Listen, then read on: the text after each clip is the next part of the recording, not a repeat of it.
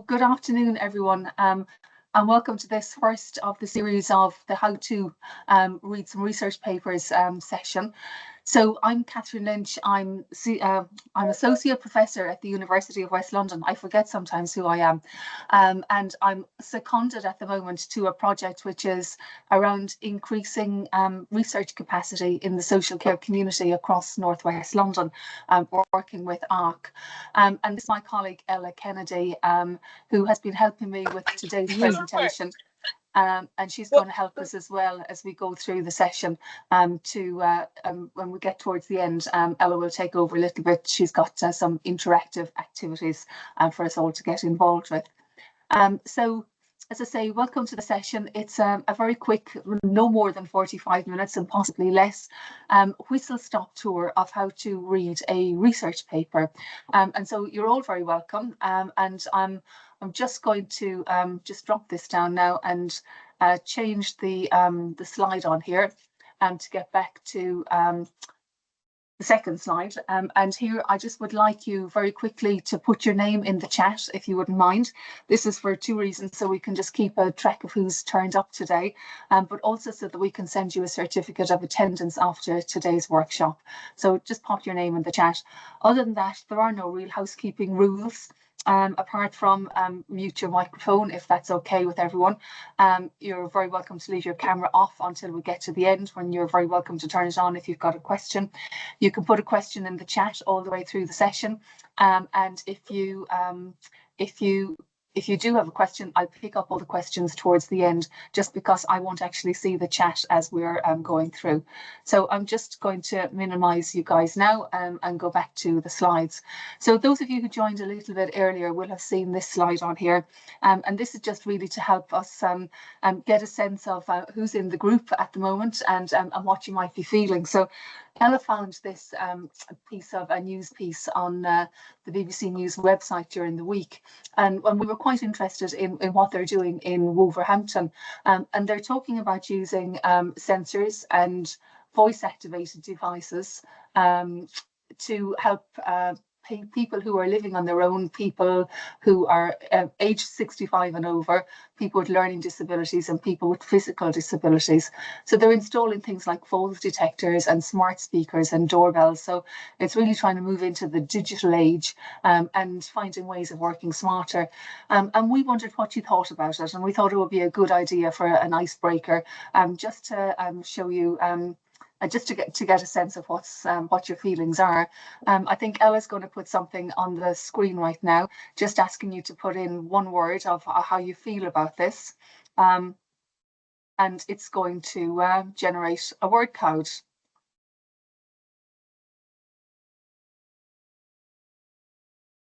I've just launched that now, so it should have popped up on your screen. So if you don't mind filling in a word on the word cloud, and then it will automatically start generating. Okay. So it's really just how does one word to describe how this piece of news makes you feel. And we can see that people are putting their responses in already, which is marvellous.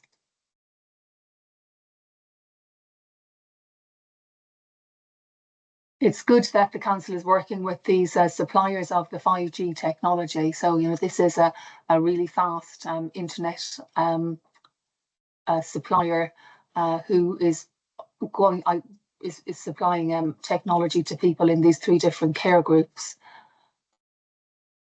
Lots of people writing.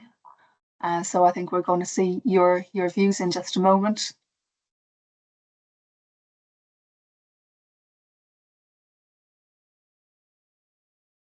I think the last comment on here, by enabling people to live independently and stay in their own homes for longer, this technology can enhance lives and reduce pressure on social care staff and tackle the rising cost of social care, which I guess might be music to many of your ears in terms of reducing pressure on social care staff. We know it's a part of the sector, the health and social care sector, which is constantly reported as being under-resourced.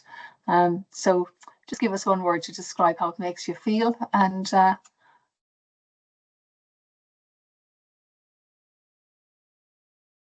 you getting some results, Ella? Yes, we've got 8 responses. I don't know if you can see it on your screen, Catherine, but we've got empowered, good, hopeful, brilliant, undecided, empowerment, and reassured. I'll put a screenshot of how it looks in the chat, but you should be able to see it on your screens. So life-saving and positive have also just been added. Okay. Life-saving and hopeful seem like our most popular responses. Okay. Excellent.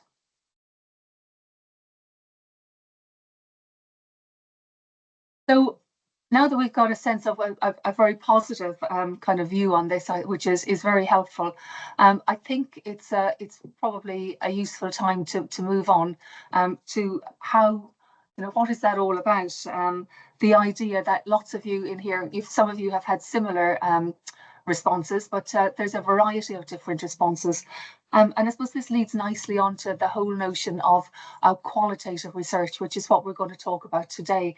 And so we know that reading a research paper can be daunting, the language, the layout, sometimes you have tables and lots of statistics and graphs, and they can look like double Dutch. So the purpose of today's workshop is really to help you tell a good piece of research from a bad piece of research. And that's kind of what we're going to focus on. So moving on, I think we need to understand, first of all, how a research study is constructed and just try and demystify the process a little bit. So if we can identify the stages that a good piece of research goes through, then we can be easily alerted to any red flag which might indicate that a study is not as robust as we had initially thought or hoped. I find it useful to make an analogy with something that we use in our ordinary life when you're looking at how to explain research. And so a good research study will have been very thoughtfully and carefully constructed at the outset. And something a good researcher will do is prepare a protocol for a research study. And it's a bit like building a house. You can't get started until you actually have the architect's plan. You have to have signed off by the planning office. You have to know what kind of methods you're going to use to build your house. Are you going to build a bricks and mortar house, or are you going to build a timber framed house? You have to think about what kind of methods you're going to use to build it.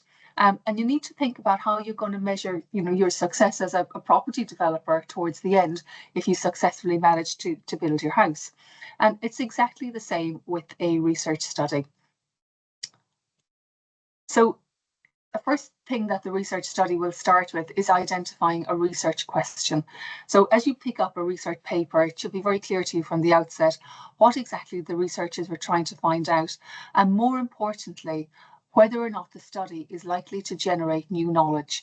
Because that's the difference between a piece of research and maybe an article that you might read, which might be about an opinion piece. Research primarily is there to generate new knowledge and new information. So let's think about what a good research question might look like. And I think, again, something that many of you may well be familiar with, just use something from everyday life. And maybe let's start to consider the availability of free school dinners.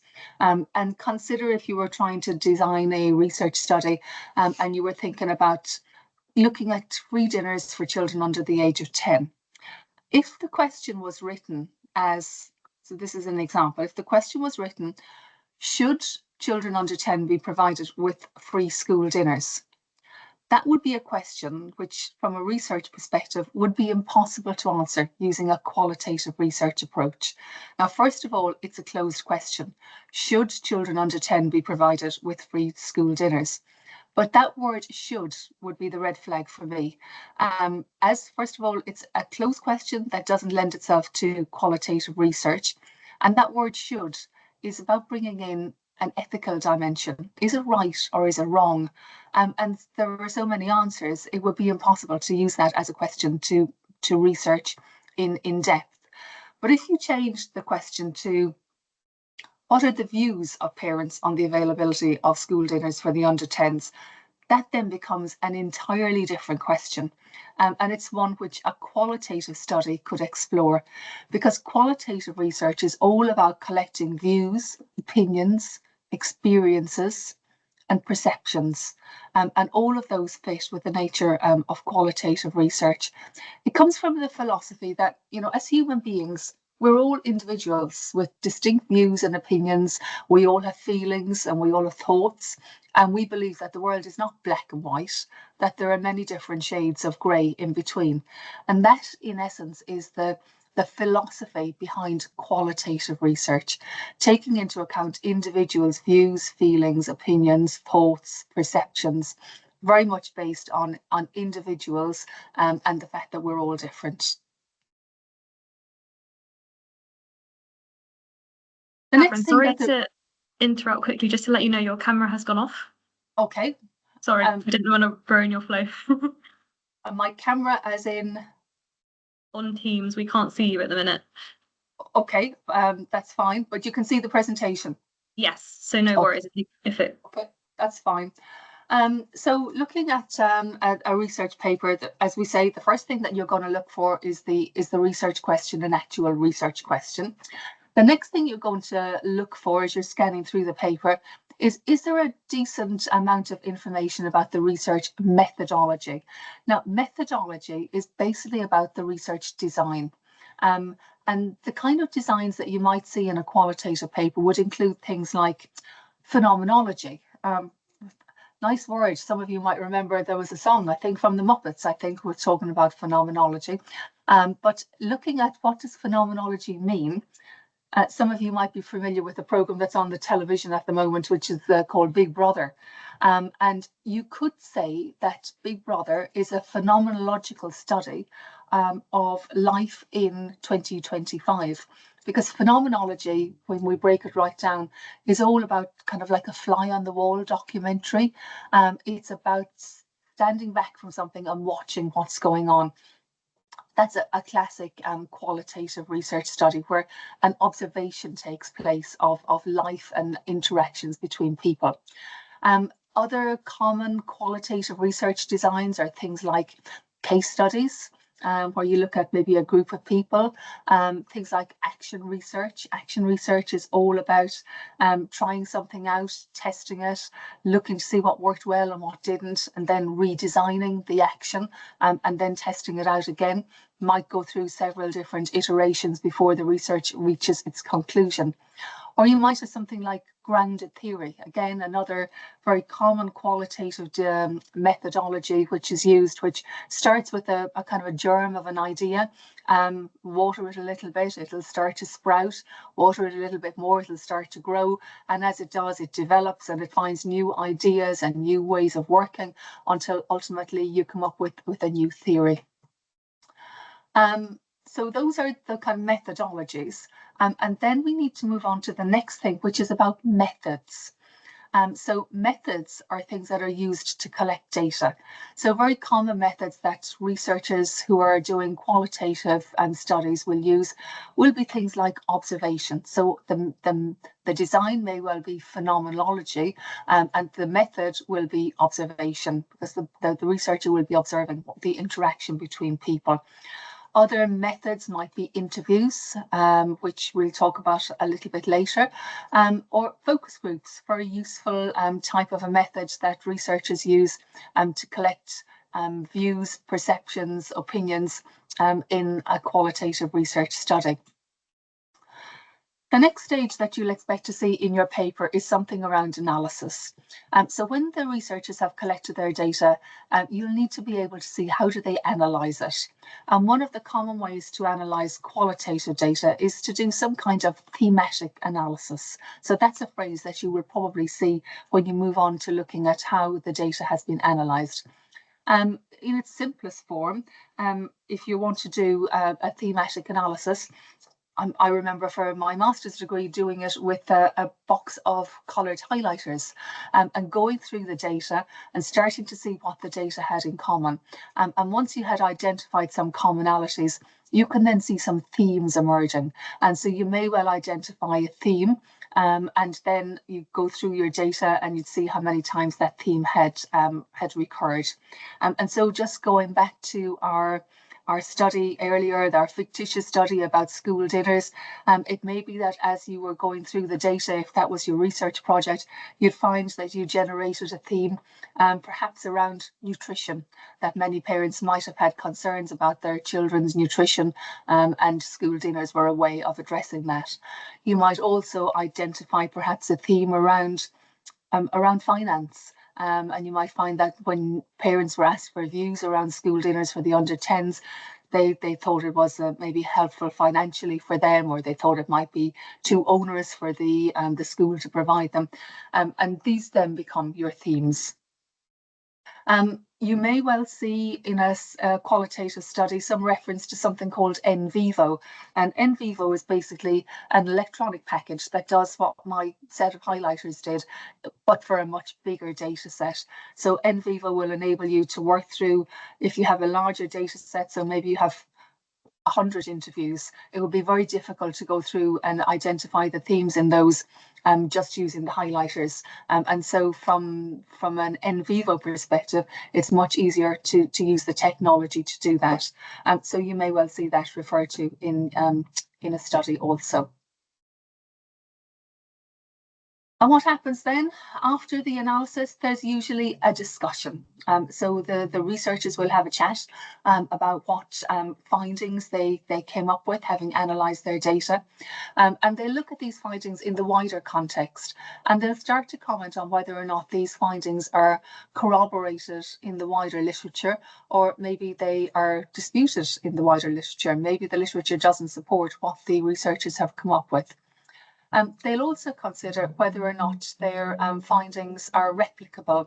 So, for instance, if we go back to maybe a fictitious study around the school dinners, whatever findings that they came up with, they have to think of if we were to repeat this study in a different area. So perhaps the first study might happen in northwest London, and the second study might happen in a rural part of Somerset. Are their findings, are they likely to come up with the same thing? And quite possibly they won't, because they'll have a very different demographic, and that would be something they would refer to as a limitation. They might also think about, whether or not their findings are generalizable. So if they found this finding in a study in northwest London, could they generalize it to a much wider population? And then you'll find some recommendations. As the paper draws to a close, one of the things that a good researcher will do is start to generate some more business for themselves. So typically they'll start identifying any limitations of the study, and they can identify if further research is necessary to provide further insights into the topic. And I think at this stage you'll find limitations identified as well. So I've kind of just taken you through a kind of a whistle-stop tour of what stages a typical qualitative research study will go through. So just to recap, it will start off by clearly identifying the research question. It will move on then to looking at the method, the design that's going to be used for the study. It will then describe the methods that were used to collect the data. It will look at how the data was analysed. It will generate some findings. It will then move on to a discussion. And after the discussion, limitations and recommendations for future research are likely to be part of the end. So assuming that you can see all of those different stages in the study, you then need to think about red flags. What are you going to need to watch out for?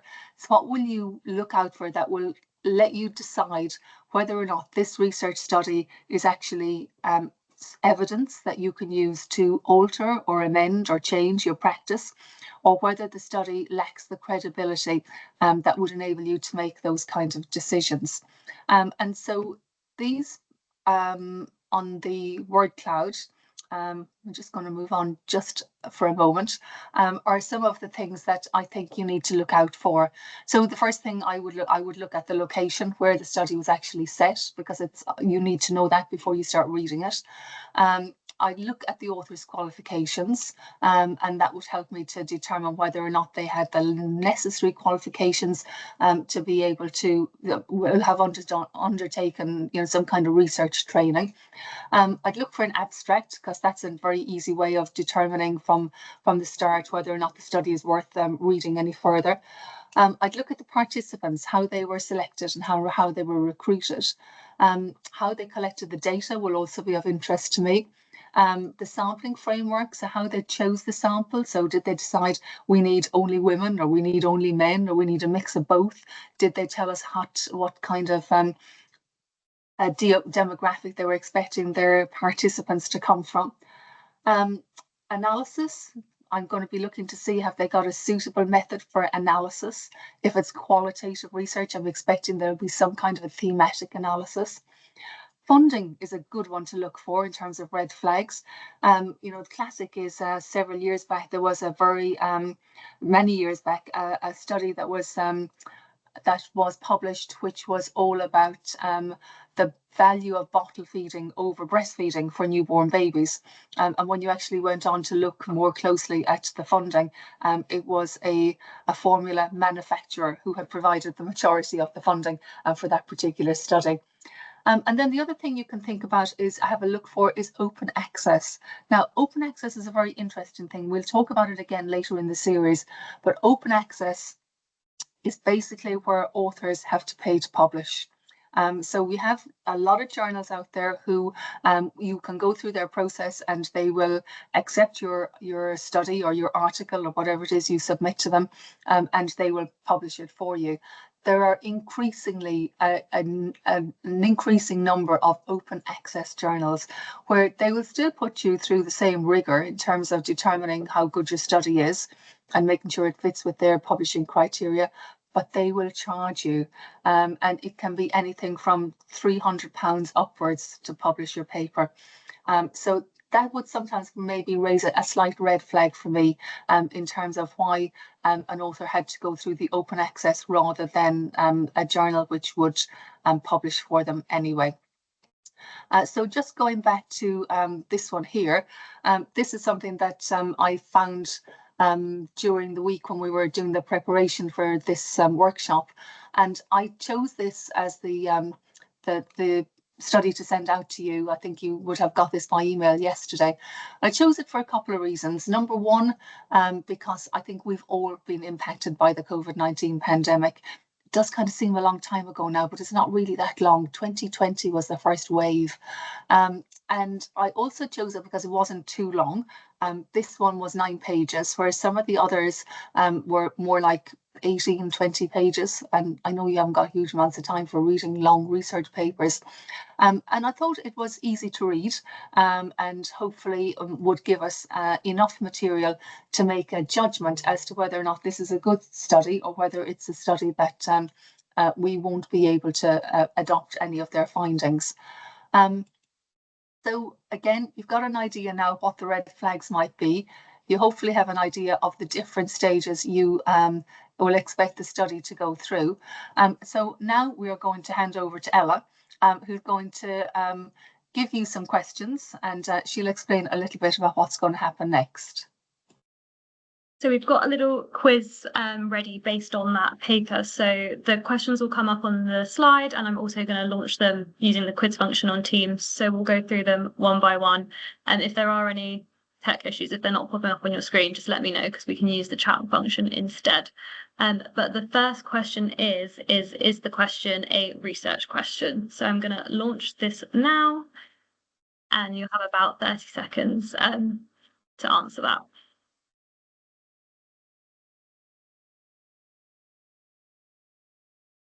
So whilst you're considering your question, we'll just talk a little bit, or your answer for this first question, just talk a little bit about it. And so I have the study here in front of me, and first place I'd probably look for this is in the both the title of the study and in the abstract. Again, because they've told us that it is a qualitative study in the title, we're looking to make sure that the research question actually fits with that whole notion of qualitative research is about individuals, it's about views and perceptions and beliefs, and it is all about the fact that the world is not black and white, that there are a variety of grey shades in between. So Ella, how are we doing? So we've got a few results. We also had a hand up from Camilla. I don't know if you had a question. Yeah, Ella, I'm not sure. Where's the question? Because I can't see the question. So it should have popped up on your screen, but if it's not, you can just, the options are yes or no, so you can just pop your answer in the chat if it didn't pop up on your screen. I have seen we've had a couple of responses, and so far 100% of responses have said yes, and no one has said no so far. Okay. Well, then that's great, because in my view, having read this study, I do believe that it is a research question. There's nothing about should or ought, and it is about very clearly about the views of health and social care professionals and their experience in providing end-of-life care. Okay, Ella, next. All right, next one. If you don't mind going to the next slide, please, Catherine. So the next question is the study design clearly articulated? So I'm going to launch it again. Again, if it doesn't pop up on your screen, your options are yes or no, so feel free to put your answers in the chat, but that is launched now, so we'll give you 30 seconds again. Okay, thanks, Ella. And whilst everyone's coming up with their answers, the study design, just going back to where we talked about the study design earlier, that is the method. So it's the method that was used as the overarching design for this research study. And usually you will find a separate section in a paper which is talking about methods. Remember, this is different to methodology. So methodology is the way in which the data is collected, whereas the methods is the overarching study design. So how are we doing on that one, Ella? Again, we've got 100% yes as our responses so far. Oh my goodness, we're doing terribly well. Excellent. Okay, next question. So the next question is, which of the following methods were used to collect the data? So we'll launch that now. You've got three options. It's either focus groups, semi-structured interviews, or observation. It's being a bit slow to launch on my side, but it should pop up on your screen shortly. Okay, it's just loading. Whilst that's coming through, so we're asking which of the following methods were used to collect the data, and there are three different options. It's loading very slowly, so maybe if we do answers in the chat for now. Okay. Oh, actually, it's just popped up. Sorry. Okay. Remind us of the three options again, Ella. So focus groups, semi-structured interviews, or observation. I'll start the time again for this one. Okay. So again, it should be quite and one of the good things about qualitative research papers is that they will use headings, and it's something that most publishers will require, that you follow a particular format. So it's very systematic, the whole notion of writing a research paper.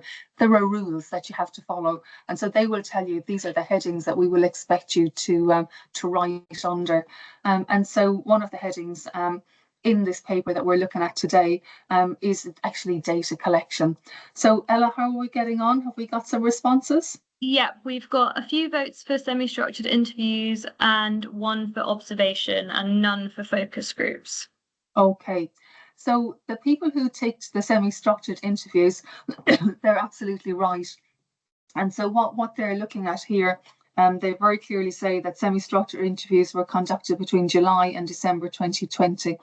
So they developed a topic guide, and then they use that topic guide to have some semi-structured interviews. So a semi-structured interview is where it's not just, you don't have to absolutely stick rigidly to each question. You can ask the question and then you can delve into it a little bit deeper just to tease out possible responses. Okay, moving on to the next question. So the next question is, did the study identify how the participants were recruited? So again, this is a yes or no response, and that should just pop up on your screen now. And this is quite an important part of critiquing a qualitative research paper, that you can clearly see how the participants were recruited. You know, something that I sometimes smile at when you see an ad on the television for some beauty product, that's going to miraculously remove all of your wrinkles. And you see down in the bottom, in the small print at the bottom of the page, this product was tested on 26 women, 96% of whom said it reduced their wrinkles. Well, I'm thinking that's a very small population to be making this huge claim that it's going to reduce all of my wrinkles. And so that's very important to think about, you know, how these participants were recruited, how many of them were there, did they volunteer, were they coerced, all of that information. So what kind of responses are we getting to this one, Ella? So 100% yes. Okay, and absolutely. There's a very clear paragraph with the heading of sampling and just a simple sentence, and they used convenience and purposeful sampling techniques. And I can see a little bit later in this paper that this is part of a bigger study that's going on from the University of Rotterdam, and they actually used data that was collected as part of that. And so it's very clear. Okay, we're doing very well as we get through. So again, thinking about that same process that we talked about earlier, how was the data analysed? Ella? So 2 options on this one. So it's thematic analysis or statistical analysis, and I've just launched that now. Excellent. So again, just to recap again, we're going through, we're following the same process all the way through, so from the research question through to the methods that were used to create the design, through to the methodology that was used to collect the data. And now we're moving on to how the data was analysed. Ella has given you 2 options. One was thematic analysis and the other was? Statistical analysis. Statistical analysis. And how are we getting on with the answers? 100% votes for thematic analysis. Okay. And so again, with the thematic analysis, what they're talking about in here is reflexive thematic analysis. So there were different types of thematic analysis. They explain it quite nicely in this study, because what the researcher did was he read all of these interviews and then he reflected on the experience and what kind of things were jumping out at him. And he wrote some notes about what kind of information he was getting from the semi-structured interviews, which were transcribed. So he had the transcripts of each of the interviews and wrote some notes afterwards about how they made him feel. And that's the reflexive bit. So that was very good. Okay, we're getting there now. Ella? Next question is, in the findings, how many themes were identified? So it is either 2 or 4, and I'm just launching that now. And when you get to the findings and the analysis of the data, the kind of general words that you'll become familiar with will be things like codes and themes, and different researchers will call them different things. But basically, these are the things that that I was identifying with my coloured highlighter pens, things that studies had in common, things that the data sets had in common. And you had an option here for 2 or 4. I think you'll probably have had to read the paper fairly much through to be able to work the answer to this one out. But Ella, how are we getting on? We've got a 50-50 split on this one. Okay, and that was a little bit of a trick question, because there were 2 themes identified, but each of these themes had a sub-theme. So you could possibly say there were 4 themes, or you could say there were 2. So I think we'll give you right for either of those. And the next. This question is, do you think the researchers adequately addressed the limitations of the study? So this again is a yes or no response, and I'm just launching that one now. And I think this is really important when we're reading a qualitative study, that we need researchers to be honest, and we don't want them to try and hide any limitations. And so it's something that I would always look for, because like in real life, there are always limitations to everything. No research study is ever perfect. And if they tell you that it is, that would be a bit of a red flag to me. So what kind of response are we getting to this one, Ella? 100% votes for yes. Okay, and they have written here a specific paragraph, strengths and limitations of the study, and I think they have been very honest, and they really have gone into what needs to be done after this study? They've identified all of the things that they thought the study wasn't able to include. It couldn't comment on how psychosocial and holistic care changed during the pandemic for health and social care professionals. And it gives some suggestions for future studies. So I think the final question that I have for you is, having gone through this process, listened to me talk a bit about how we would construct a qualitative research study, having read this study, would you give it thumbs up or the thumbs down? Are there any red flags jumping out at you after reading this study? And basically, I'm guessing what I'm asking is whether or not you think you could take any of the findings from this study and use them to maybe change maybe how you interact with your colleagues, how you support other professionals working in your area, whether there's anything in this that you think you could take out and use to apply to your own practice.